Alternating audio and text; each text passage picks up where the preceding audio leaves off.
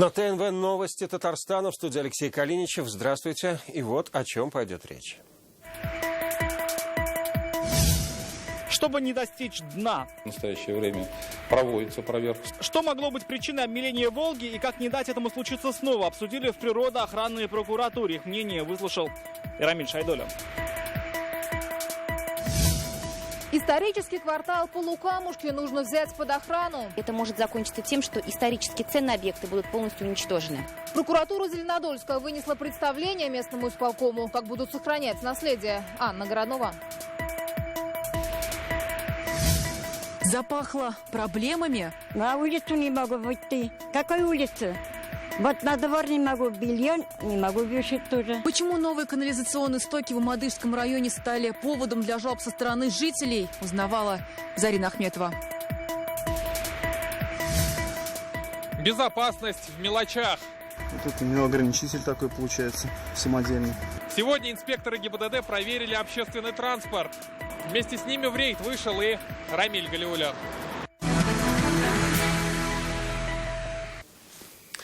Причиной весеннего обмеления Волги могла стать незаконная добыча песка. Об этом сегодня сообщили в Волжской природоохранной прокуратуре. Проблему обсуждали по видеоконференц-связи с регионами, которые расположены в акватории Волги. По данным прокуроров, состояние реки остается критическим уже несколько лет. Но с этого года под угрозой и водная фауна. О последствиях маловодья и его истинных причинах Рамиль Шайдулин.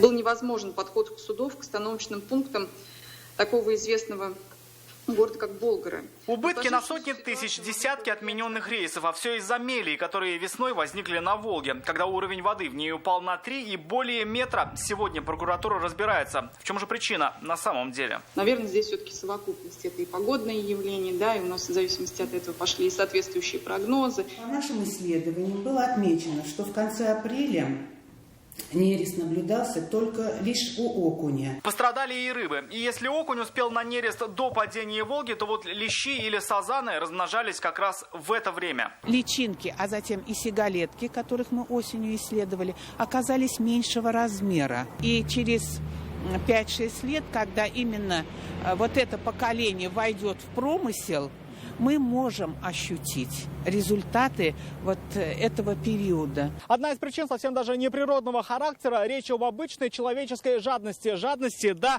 природных ископаемых. Прокуроры подозревают, что причиной маловодья могла стать неконтролируемая добыча речного песка. В настоящее время проводится проверка совместно с прокуратурой Республики Татарстан. Именно лицензиатов, и которые осуществляют добычу песка на водном объекте. Пока же задача не допустить обмеления следующей весной. Для этого у большинства гидроузлов могут появиться системы измерения уровня воды. Уже в 2020-м татарстанцы смогут следить за ним онлайн через специальное приложение. Рамиль Шайдулин, Андрей Мендубаев, ТНВ, Казань. Историческому кварталу Полукамушки нужна охрана. Так считает прокуратура Зеленодольска. После многочисленных пожаров она вынесла представление исполкому. Однако в администрации считают, что пожароопасный сезон прошел, и дома, входящие в архитектурный ансамбль, в круглосуточном наблюдении, в отличие от памятников культуры, не нуждаются. Тему продолжит Анна Городнова.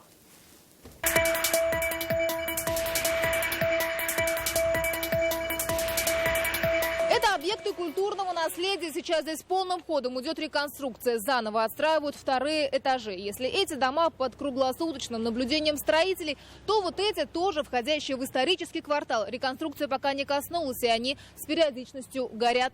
Никто не охраняет. Она никому не нужна, никому не нужна. Около 10 пожаров за год, но вместо охраны подпертые двери, бездомные и горы мусора. Последнее возгорание здесь было буквально 2 недели назад. Прокуратура Зеленодольска считает, архитектурный комплекс вообще не охраняется. Эти пожары явились следствием умышленных поджогов, носят систематический характер, и это может закончиться тем, что исторически ценные объекты будут полностью уничтожены. По результатам проверки в адрес руководителя исполнительного комитета Зеленодольского муниципального района было внесено представление представления. Статус памятников присвоен только 8 домам. Остальные 18 практически расселены, говорят в исполкоме. Договор с частной охранной фирмой истек еще в сентябре. Нанимать ее снова здесь не видят смысла. В любом случае, к каждому дому охранника не поставить. И огородить этот квартал целиком с забором, да, условно говоря, пока не представляется возможным, потому что там есть внутренние подъездные пути. Патрульные машины все же делают регулярные объезды исторического центра. В администрации надеются и на инвесторов, которые возьмут под защиту дома. 2 инвестора готовы взять где-то около 10 домов, 12. Но, к сожалению, пока идет такая проработка, что в этот приказ Минкульта, да, которым он признан как достопримечательное место, необходимо, наверное, вносить какие-то изменения. К слову, ставить охрану тоже нужно вовремя. Миргасовский дом в Казани. Он ждет реконструкции после нашествия мародеров и пожара. Все-таки обнесли забором и поставили под наблюдение. Сейчас здесь все меньше случайных посетителей. Ограничили доступ и к единственному в Казани, Татарстане, 3-му из 7 российских пассажей Александровскому. В 2017-м в самом центре Казани горело здание фабрики братьев Крестовниковых. Огонь чуть не уничтожил исторический объект. Анна Городнова, Ренат Сафин, Адель Дубаев, ТНВ, Зеленодольск, Казань. Невыносимый запах канализации. Даже во двор не войти. С такой проблемой к нам обратились жители улицы Преовражной в Мамадыше. Год назад возле их домов установили новую канализационную насосную станцию. Туда же стали свозить и городские стоки. Мириться с таким соседством люди не хотят. Какое решение найдут городские власти, разбиралась Зарина Ахметова. Привезут канализации невозможно. Ни белье посушить, ни окно открыть, утверждает Елизавета Малова. Здесь на улице Преовражной живет уже более 30 лет. Такого запаха, говорит, никогда не было. Запах, когда стоит, тем более, когда тепло. На улицу не могу выйти. Проблема у жителей началась ровно год назад. Раньше здесь был овраг, а теперь дорога, которая ведет к насосной станции. Для ассенизаторов это стало кратчайшим путем, чтобы слить отходы прямо в канализацию. Отсюда уже стоки, что привозят на машинах, насосами перекачивают к очистным сооружениям. Помимо этого, вдоль домов на Преовражной проложили и городскую канализацию. Именно это, по словам людей, повлияло на качество воды. Раньше ее можно было пить прямо из-под крана, а теперь приходится возить с родника. Если вот ведро набрать воду и посмотреть, чуть отстоит вода на ведре, и сразу уже заметно на дне ведра уже какой-то вот такой отслойка собирается. Когда дети приезжают, с родника пьем, да, родник едем. Провели городскую канализацию. Рядом идет у нас там трасса питьевой воды. Вот. А где проходит, вам кажется? Вот проходит вот здесь вот, вдоль дороги. Если бы здесь находился водопроводный колодец, я бы, во-первых, не прошел санэпидстанцию, не прошел зону санитарной охраны и не прошли бы экспертизу. Как оказалось, эту точку слива канализационных отходов экологи установили сами. Об этом говорит руководитель водоканала. Мы сливали в черте города. В черте города нам экологи запретили, сливаем здесь. Но на качество воды это никакое влияние не играет. Санитарная охранная зона 50 метров. Бу колодецтен сизге үйгө катылы 100 метров. Запретить вывоз канализационных стоков к этому люку исполком не может, говорят, все на законных основаниях. Это не просто же какие-то хотелки, скажем, водоканал. Все сделано по проекту. Я думаю, что этот вопрос мы решим. В администрации предложили сократить количество вывоза к этому колодцу. А в следующем году в городе собираются реконструировать старую канализационную насосную станцию. Так, возможно, появится еще одна точка для слива стоков. Зарина Ахметова, Марат Зайдуллин, ТНВ, Мамадышский район. Сообщение о проблеме мы получили на WhatsApp. Напомню, его номер 8 987 420 0101. Информацию принимаем круглосуточно. Ваши новости, фото и видео могут стать репортажами в наших выпусках. Безопасность в мелочах. Сегодня автоинспекторы Казани вышли на дорогу проверить, исправны ли автобусы, трезвы ли водители. Сколько нарушений нашли, расскажет Рамиль Галиуллин. Здравствуйте. Улица Мира. Экипажи ГИБДД на въезде и выезде из города. Это операция «Автобус в действии». Вот с изолентой. Тут у него ограничитель такой получается, самодельный. Первые автобусы, первое нарушение. И не одно. У Альфреда Ибрагимова неисправные ремни безопасности и просрочена страховка. Страховку отдали якобы вчера. И забыли по нему забрать, что ли, я так и не понял. Продлить ее надо было просто. Второй водитель и второе нарушение. Свое имя мужчина назвать отказался. У его автобуса трещина на лобовом стекле. В итоге штраф 500 рублей. Водитель о проблеме знал, но устранить не успел. Сейчас что ли? Когда замените? Сейчас замените. Ну, завтра. В поле зрения инспекторов сегодня все. Документы, состояние транспорта и водителей. Говорят, цель рейдов одна – обеспечить безопасность перевозок пассажиров. В таких мероприятиях выявляется не только нарушение самих водителей, но и должностных и юридических лиц тех или иных предприятий. Разные нарушения, резина разная, трещины на лобовых стеклах, отсутствие аптечек, огнетушителей. С начала этого года на дорогах столицы произошло 63 аварии с участием пассажирских автобусов. Пострадали 88 человек, на 5 больше, чем в прошлом. Разные водители попадаются. Кто-то после похмелья, кто-то за рулем семечки постоянно грызет. Такие рейды нужны. Вижу, что инспекторы постоянно держат ситуацию на контроле. Ездить спокойно водителям автобусов не дадут и в ноябре. Такие рейды ГИБДД будет устраивать дважды в неделю до конца месяца. Рамиль Галиуллин, Ренат Сафин, ТНВ, Казань. Какие нарушения нашли крымчане на платных парковках в центре Казани, читайте в интернет-газете «Реальное время». Международный аэропорт Казань перешел на зимнее расписание. Так, с этого дня запускаются регулярные рейсы Казань-Будапешт. Они будут выполняться по средам и воскресеньям на самолетах «Аэробус» А-320. Кроме того, с 1 ноября начнет работу прямой беспересадочный трансатлантический рейс Казань-Ла-Романа-Доминикана. А также новинкой зимнего сезона станет обширная полетная программа в турецкую Анталию и Стамбул. Появился и новый внутренний прямой рейс Казань-Якутск. Десятки миллионов расстрелянных и сосланных в лагеря. В России сегодня день памяти жертв политических репрессий. Кто-то потерял родных, кому-то пришлось жить со статусом «сын врага народа». Кто-то родился в ссылке. Историю выслушал Салават Мухаммадуллин. За что сижу, по совести не знаю. У меня здесь отец Гаврилов Александр Иванович. Его арестовали в 34 прямо на работе. Обычный бухгалтер на ЖД станции Юдина. Елене Крум, когда товарищи в форме забрали папу, было всего 6. Все годы нам писали, что он якобы умер от рака кишечника.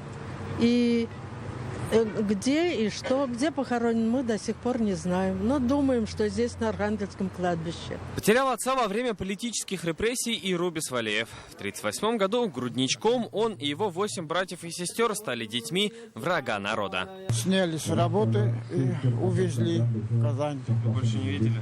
Нет, больше никто его не видел. Таких историй миллионы по всей России. Репрессировали за политические и религиозные убеждения, опоздания и неосторожные слова. Ссылки, доносы, клевета и общий остракизм. Клеймо врага народа в Татарстане получили тысячи человек. Те, кого напрямую коснулись годы большого террора, сегодня на Архангельском кладбище и у памятника в Ленинском саду. Точных данных о числе жертв массовых репрессий, пик которых пришелся на 30-е годы, до сих пор нет. По данным общества «Мемориал», речь идет о 12 миллионах человек.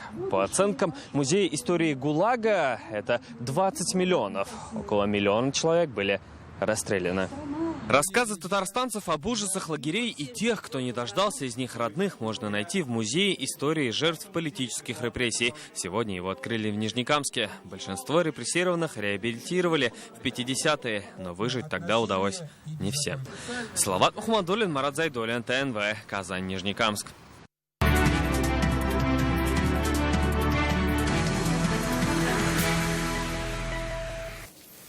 Сегодня у школьников начались осенние каникулы. Пока одни мечтают о сне до обеда и компьютерных играх, другие проводят время с пользой. Чем ребятам можно заняться на каникулах, расскажет Вероника Гайнудинова. Раз, два, три! Химические реакции, физические явления и необычные эксперименты. Подружиться с наукой можно даже в музее. Из обычного кусочков льда может появляться пена холодная. После экскурсия по истории планеты, динозавры, палеонтологические раскопки. В каникулы музей естественной истории работает без выходных, а посещают его в день больше 1000 человек. У нас проходят программы, мастер-классы проводят в рамках «Город мастеров», арт-школа. Что это такое? Это очень мелкая металлическая стружка, смешанная с маслом. Ради новых знаний со всей России. Опыты, роботы и все из космоса. В Доме занимательной науки в каникулы в десятки раз больше ребят. Что такое черный ящик и для чего он нужен? как работает, например, физика. У нас разработано порядка 12 научных шоу-программ, посвященных физике, механике, химии, оптике, гидравлике. Принцесса Крапинка в театре Куколокиет, Малефисента в кино или акробаты, экзотические животные в цирке. Активно и на свежем воздухе отдых можно провести на Казанском ипподроме. Во время каникул здесь для школьников очень насыщенная программа. Здесь можно не только покататься на лошадях, но и узнать много интересного. Лошади тонкие. Порода лошадей, истории ипподрома и коневодства в республике. В конюшне с животными ребята знакомятся поближе. Понравились лошади, что их тут можно покормить. Чтобы провести время увлекательно и полезно, у школьников есть целая неделя. Каникулы продлятся до 7 ноября. Вероника Ганудинова, Алмаз Зиятдинов, ТНВ, Казань. В Москву полным составом в эти минуты в Кремле награждают многодетную семью Дайшевых из Альметьевска. Чета победила во всероссийском конкурсе «Семья года». Напомним, о паре с 11 детьми мы рассказали накануне. Супруги Лилия и Рустам вместе больше 20 лет. Сегодня весь день Дайшевы гуляют по Красной площади и осматривают достопримечательности. К слову, для детей это первая поездка в столицу. 1001 работа мастеров со всей России. Картины, фотографии, поделки и куклы – все это экспонаты выставки «Арт-галерея». Сегодня она открылась в Казани. На 3 дня площадка Казанской ярмарки превратилась в кукольный дом. И не только. На что способны золотые руки, увидела Зарина Ахметова.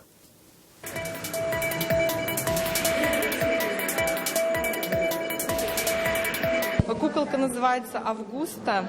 Она 32 сантиметра ростом.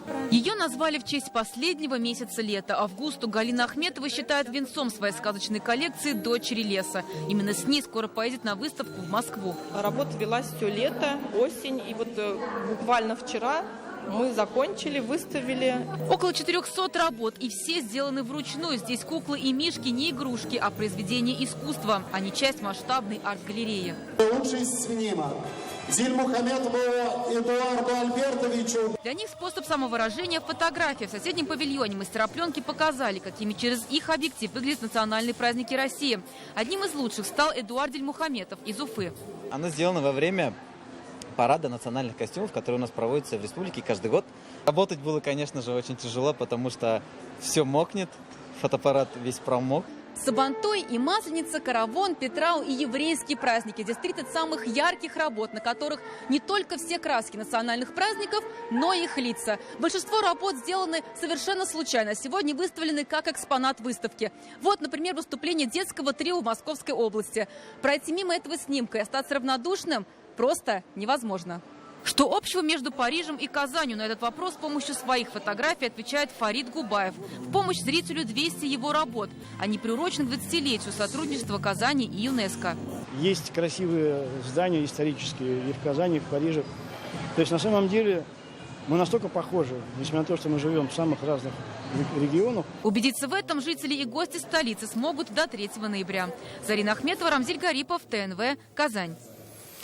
4 песни, а 5-я симфония. Эти легендарные произведения Малера и Штрауса сегодня звучат в Казани. На сцене БКЗ их играет Государственный симфонический оркестр Республики Александр Сладковский.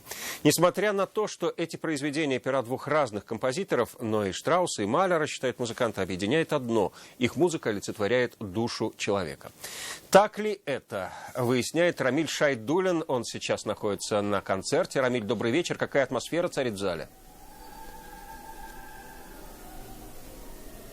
Да, добрый вечер, Леш. Ну, чтобы по-настоящему проникнуться атмосферой этого концерта, нужно, конечно же, послушать его вживую. По крайней мере, ну, наверное, действительно стоит сделать, судя по тому, что сейчас происходит на этой сцене. Сегодня здесь играют и Штрауса, и Маллера в одном месте и в одно время. Композиторов, которые, хотя и творили в начале 20 века, но их музыка актуальна и в веке 21, по крайней мере, так считают сами музыканты, которые и решили исполнить их великие вещи в одно время и в одном месте. Давайте послушаем их, почему они решились на этот шаг. Очень близки по духу. Это практически один и тот же язык. Просто Малер был старше немножко и жил практически в той же среде. Штраус был его последовательным примом. И один и другой композитор довели, мне кажется, композицию оркестровую, письмо, да, и возможности оркестра до максимума, до предела. Буквально с первых же нот произошло некое взаимопонимание на каком-то совершенно непонятном волшебном уровне. И такое слияние музыкальных намерений и желаний выразить какие-то краски. Настолько это было удивительно, как будто бы мы долго перед этим договаривались, что мы будем делать.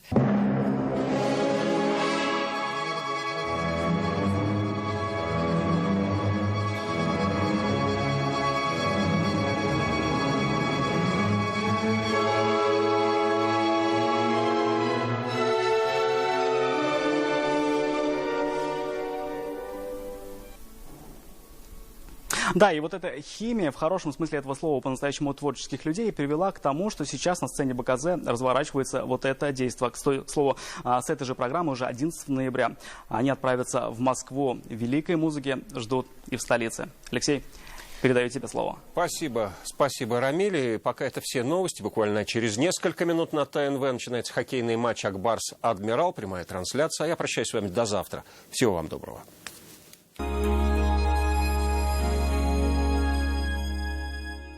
Только в октябре. Новый Nissan в Кан-Авто в кредит под 0,1%. Кан-Авто. Оренбургский тракт 209 230 30 30. Елның төп вакыйгасы. Инеңнәр бер сәхнәдә.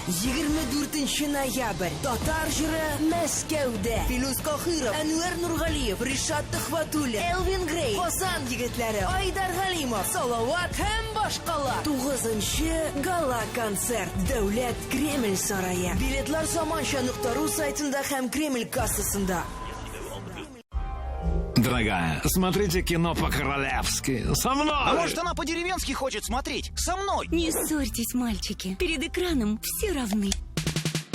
Подключайтесь по акции «Народный премьер» и смотрите лучшие фильмы и сериалы мира по доступной цене. Рекомендация опытных телезрителей. Смотри, не переплачивай. Спешите видеть новую программу в Казанском цирке. С 25 октября цирковое шоу «Виртуозы манежа». Скоро. 7-я национальная музыкальная премия «Болгар-радиусы». 14 декабря. «Пирамида». Билеты в продаже. Белкада сезонның зур ачылышы. Бары 4 көн чәшке туннар 70 меңнән, кышкы курткалар 7 меңнән, пәлтәләр 10 меңнән башлап. Белка, Татарстан урамы 7-нче йорт.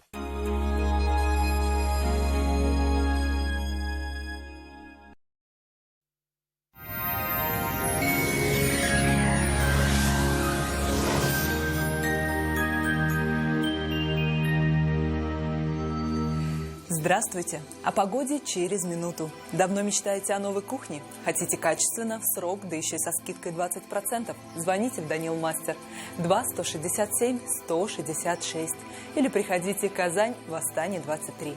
По данным сервиса Яндекс.Погода, на юго-востоке Татарстана будет пасмурно, возможны осадки в виде снега. Днем 2-3 градуса ниже 0. На северо-востоке республики небо будет затянуто облаками. Пройдет снег. Днем минус 2-3 градуса. На севере Татарстана аналогичная ситуация. Будет снежно и до минус 3. На северо-западе республики будет облачно и пройдет снег. Ожидается похолодание. На юго-западе Татарстана будет пасмурно, без осадков не обойдется. 1-3 градуса выше 0. В центре Татарстана сыро, пасмурно, возможен снег. Днем не выше минус 2. Спонсор показа – федеральная сеть медицинских центров «Доктор Рост». Лечение самых сложных заболеваний позвоночника, суставов без боли и хирургического вмешательства. За 10 лет в 10 городах России врачами клиники отменено более 10 тысяч операций. Пациентов с жалобами на боль в спине часто направляют к хирургу. Мне уже удаляли грыжу позвоночника. И снова все повторяется. Направляют на операцию. Что делать? В медцентре «Доктор Ост» уникальный робот помогает вернуть искривленный позвоночник в норму. Грыжа начинает самостоятельно втягиваться на место, освобождая пережатые нерв и сосуды. Боль уходит. Возвращается легкость движений. Тантана. Казанның өр-яңа мәҗлесханәләре, тәмле хәләл ризыклар, миллионлар, никахлар уздырыр өчен уңайлы урын.